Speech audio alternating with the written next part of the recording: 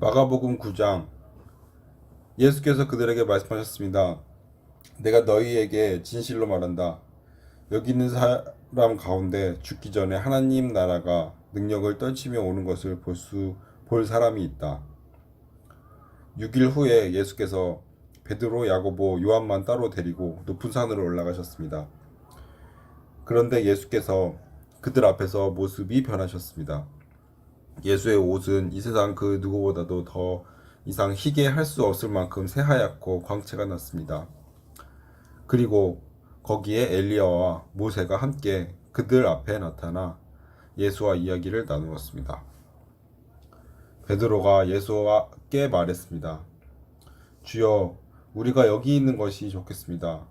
우리가 초막 3개를 만들어 하나는 주를, 하나에는 모세를, 하나에는 엘리야를 모시도록 하겠습니다. 모두들 몹시 두려웠기 때문인지 베드로는 무슨 말을 해야 좋을지 몰라 이렇게 말했습니다. 그때 구름이 나타나 그들 위를 덮더니 구름 속에서 소리가 들려왔습니다. 이는 사랑하는 아들, 이는 내 사랑하는 아들이다. 그의 말을 들으라. 그 순간 그들은 주위를 살펴보았습니다. 그러나 그때는 이미 아무도 보이지 않고 오직 예수만 그들과 함께 계셨습니다. 산을 내려오시면서 예수께서 제자들에게 단단히 일러주셨습니다. 인자가 죽은 사람 가운데에서 살아날 때까지는 지금 본 것을 아무에게도 말하지 말라.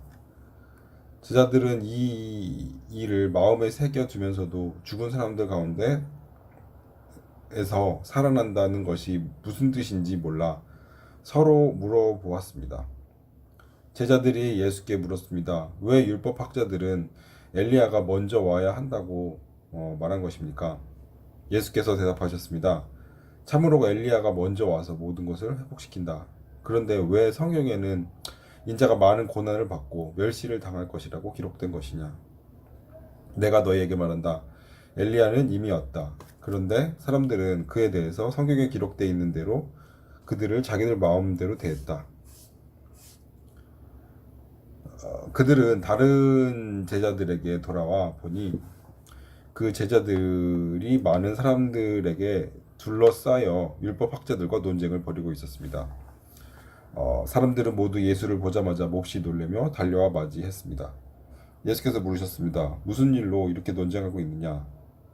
무리 가운데 한 사람이 대답했습니다.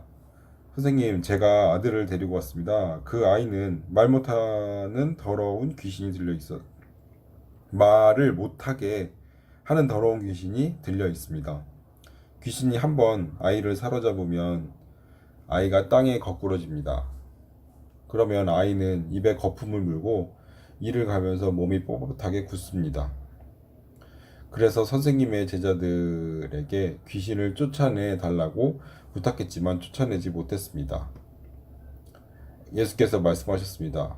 이 믿음 없는 세대야, 내가 언제까지 너희와 함께 있어야 하느냐? 내가 언제까지 너희와에게 참아야 하겠느냐? 아이를 데려오라. 그러자 그들이 아이를 예수께 데려왔습니다. 더러운 귀신은 예수를 보더니 곧 아이의 몸에 경련을 일으켰습니다. 아이는 땅에 거꾸러지더니 입에 거품을 물고 뒹굴었습니다. 예수께서 아이의 아버지에게 물으셨습니다. 이 아이가 언제부터 이렇게 됐느냐? 그가 대답했습니다. 아주 어릴 때부터입니다. 귀신이 아이를 죽이려고 여러 번 불 속에 내던지고 물 속에도 빠뜨렸습니다. 그러나 선생님께서 어떻게든 하실 수 있으시면 제발 우리를 불쌍히 여기시고 도와주십시오. 예수께서 말씀하셨습니다. 하실 수 있다면이 무슨 말이냐? 믿는 사람에게는 모든 일이 가능하다. 그러자 곧 아이의 아버지가 소리쳤습니다. 내가 믿습니다. 믿음이 부족한 나를 도와주십시오. 많은 사람들이 이 광경을 보고 달려오는 것을 보시고 예수께서 귀신을 꾸짖으셨습니다.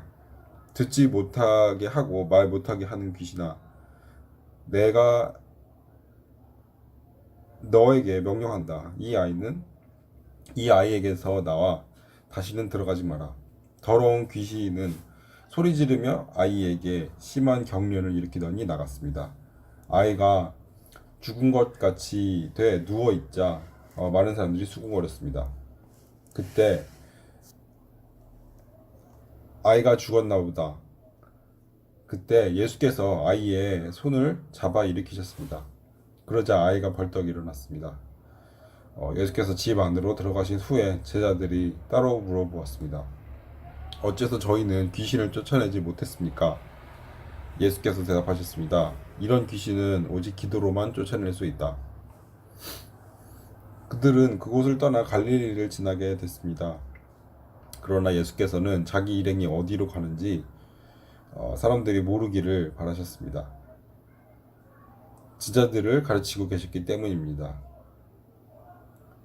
예수께서 그들에게 말씀하셨습니다. 인자는 배반을 당하고 사람들의 손에 넘겨져 죽임을 당할 것이다. 그러나 3일 만에 그는 다시 살아날 것이다.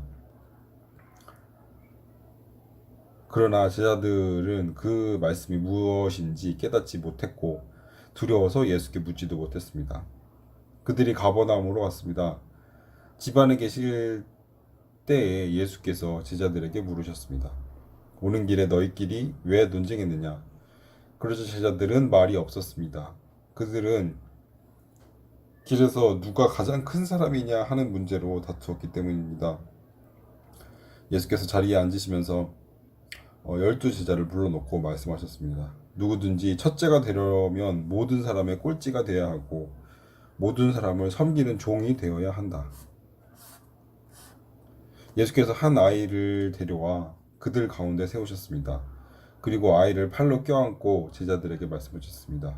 누구든지 내 이름으로 이런 어린아이 하나를 영접하는 사람은 나를 영접하는 것이고 누구든지 나를 영접하는 사람은 나를 영접하는 것이 아니라 나 보내신 분을 영접하는 것이다. 요한이 말했습니다. 선생님의 이름으로 귀신을 쫓아내는 어떤 사람을 보고 우리를 따르는 자가 아니어서 우리가 그에게 하지 못하게 했습니다. 예수께서 말씀하셨습니다. 못하게 하지 마라. 내 이름으로 기적을 행하고 나서 바로 나를 욕할 사람은 없다. 누구든지 우리를 반대하지 않으면 우리 편이다. 내가 너희에게 진실로 말한다. 너희가 그리스도의 사람인 것을 알고 너희에게 물 한 잔이라도 주는 사람은 반드시 자기가 받을 상을 잃지 않을 것이다.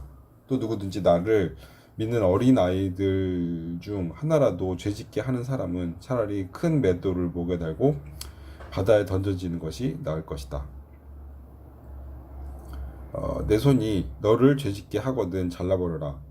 두 손을 가지지 않고 영원히 꺼지지 않는 지옥불에 떨어지느니 성하지 않은 몸이 되더라도 생명에 들어가는 것이 더 낫다. 또 내 발이 너를 죄짓게 하거든 잘라버려라. 두 발을 가지고 지옥에 던져지느니 저는 다리로 생명에 들어가는 것이 더 낫다. 또 내 눈이 너를 죄짓게 하거든 뽑아버려라. 또 눈을 가지고 지옥에 던져지느니 한 눈만 가지고 하나님 나라에 들어가는 것이 더 낫다. 지옥은 벌레도 죽지 않고 불도 꺼지지 않는 곳이다. 모든 사람이 소금에 절여듯이 불에 절여질 것이다. 소금은 좋은 것이다. 그러나 소금이 그 짠맛을 잃으면 어떻게 다시 짜게 되겠느냐. 그러므로 너희 가운데 소금을 간직하고 서로 화목하게 지내라.